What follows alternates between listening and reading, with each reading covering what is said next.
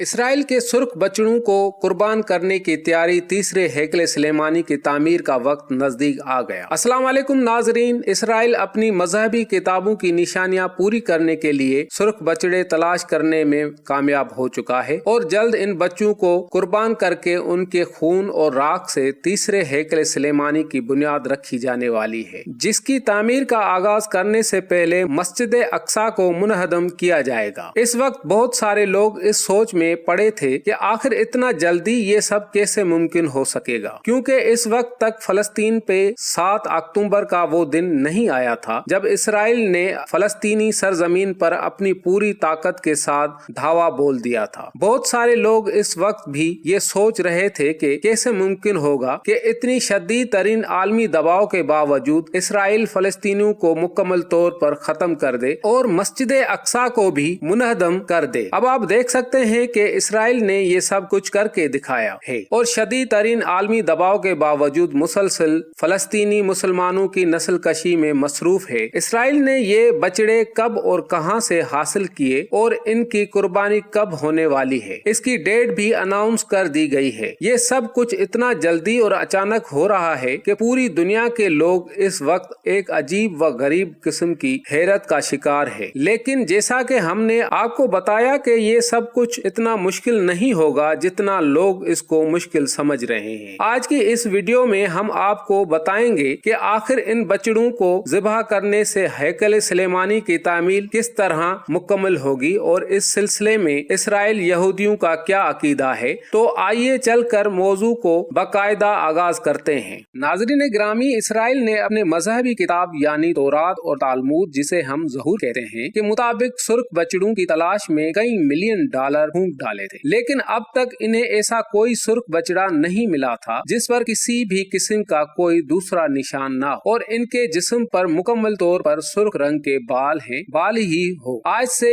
6 ماہ پہلے ٹیکساس یعنی امریکہ کی ایک ریاست کے ایک فارم میں اسرائیل کو ایسے 5 سرخ بچڑے مل گئے تھے جنہیں کئی ملین ڈالر کے عوض اس فارم مالک سے خرید لیا گیا تھا اور انہیں بڑے احتیاط سے اسرائیل منتقل کر کے انتہائی سخت سیکیورٹی میں ان کی دیکھ بھال شروع کر دی گئی تھی۔ ان بچڑوں کو قربان کر کے ان کی گوشت کو جلایا جائے گا اور ان کے خون اور گوشت کے راکھ کو اکٹھا کر کے ہیکل سلیمانی کی بنیاد میں بھرا جائے گا۔ ناظرین گرامی، آپ نے قرآن کریم میں بنی اسرائیل کا تذکرہ پڑھا ہو تو آپ کو معلوم ہوگا کہ ایسا ہی سرخ بچڑا تھا جو ایک قتل کی تحقیق کے لیے اللہ رب العزت نے اس سے قربان کر دینے کے لیے کہا تھا۔ یہی وجہ ہے کہ یہودیوں کی نزدیک سرخ بچڑا نہایت مقدس اور انتہائی اہمیت کا حامل ہے۔ ان کے عقیدے کے مطابق جب تک ایسے سرخ بچڑے نہ ملیں تب تک ہیکل سلیمانی کی تعمیر شروع کر دینا ایک بدشگونی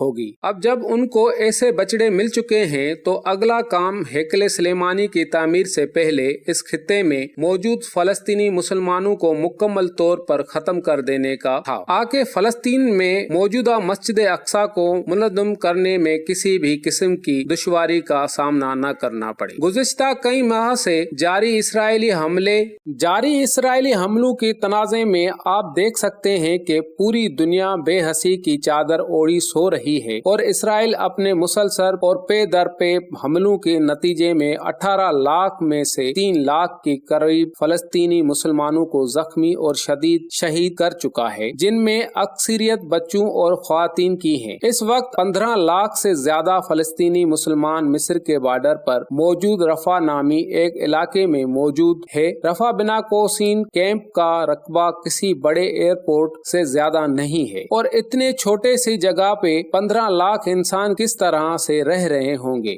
اس کا اندازہ آپ بخوبی کر سکتے ہیں۔ غزہ کی پٹی سے تمام مسلمانوں کو رفح کراسنگ کی جانب دھکیل دیا گیا ہے اور مصر رفح بارڈر کھولنے پر تیار نہیں ہے۔ مصر کا خیال ہے کہ یہ فلسطینی پناہ گیز مہاجر مصر کی معیشت کے لیے بہت بہت بڑا دھچکا ثابت ہوں گے اور وہ اسی وجہ سے انہیں اپنے ملک میں جگہ نہیں دینا چاہتا۔ رفح میں ہر طرف سے میسر یہ فلسطینی مسلمان اب اسرائیل کے رحم و کرم پر ہے۔ ایک جانب مصر کا بارڈر ہے تو دوسری جانب سمندر ہے اور دو طرف سے ان کو اسرائیلی فورسز گھیرے ہوئی ہیں۔ اسرائیلی فوج گزشتہ کئی دن سے یہ اعلان کر رہی ہے کہ ہم جلدی رفح میں بھی آپریشن شروع کرنے والے ہیں، چونکہ یہ آپریشن سراسری غیر انسانی ہوگا اور اس کے نتیجے میں محض فلسطینی مسلمانوں کی نسل کشی ہوگی۔ اس لیے امریکہ بھی اسے کھلے عام دہشت گردی کی اجازت دینے میں ہچکچا رہا ہے۔ امریکہ نے اسرائیل کو وارننگ دی ہے کہ اگر رفح میں کسی بھی قسم کا آپریشن کیا گیا تو امریکہ اس سلسلے میں کسی بھی قسم کی مدد نہیں کرے گا۔ اس کے ساتھ ساتھ دنیا کے تقریباً تمام ممالک بھی رفح میں اسرائیل آپریشن کو غیر انسانی اور دہشت گردانہ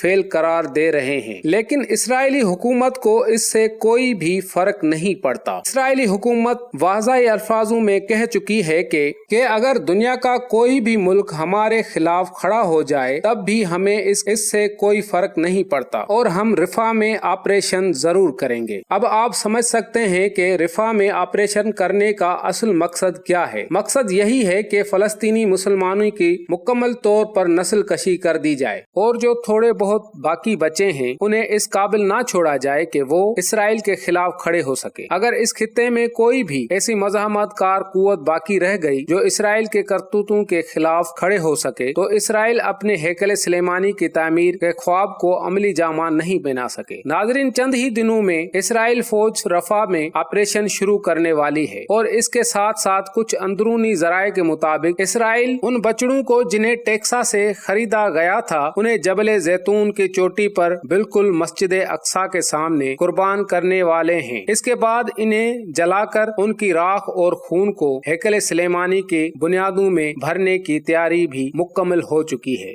اپریل آنے میں ابھی کئی دن باقی ہے اور ہمیں معلوم نہیں کہ اپریل کے کس تاریخ کو یہ کام سر انجام دیا جائے گا۔ اس لیے ہم یہ اندازہ لگا رہے ہیں کہ اسرائیل جلدی ہی رفح میں آپریشن شروع کرے گا تاکہ مصر کو بارڈر کھولنے پر مجبور کیا جا سکے اور بچے کچے فلسطینی مسلمانوں کو بارڈر پار دھکیل کر فلسطین کا پورا علاقہ مکمل طور پر خالی کروا لیا جائے۔ اس کے بعد اسرائیل بڑی تیزی سے مسجد اقصی کے انہدم کی تیاری شروع کر دے گا۔ اس کی جگہ پر ہیکل سلیمانی کی تعمیر کی بنیادیں رکھی جا سکے۔ پیارے ساتھیوں، وہ مسلمان جن کو لگتا تھا کہ اسرائیل بھرپور عالمی دباؤ کے سامنے ایسی کوئی حرکت نہیں کر سکے گا، وہ اس وقت بڑی حیرت سے اسرائیل کو اپنی تمام تر منصوبوں میں کامیاب ہوتے ہوئے دیکھ رہے ہیں اور یہی قرب قیامت کی نشانی بھی ہے۔ بڑے بڑے مسلمان عرب ممالکت اسرائیل کی پشت پر کھڑے ہیں اور انہیں محض اپنے مفادات کے غرض ہی چاہے مسلمانوں کا قبلہ اول مسجد اقصی کو شہید ہی کیوں نہ کر دیا جائے۔ ابرد صغرا یعنی وہ سنہری گنبد جس کے نیچے وہ پتھر موجود ہے جس پر حضرت آدم علیہ السلام کو جنت سے زمین پر اتارا گیا تھا اور جس پر حضرت ابراہیم علیہ السلام نے حضرت اسماعیل علیہ السلام کو ذبح کرنے کی کوشش کی تھی، اس پتھر کو بھی یہودی مقدس مانتے ہیں۔ مسجد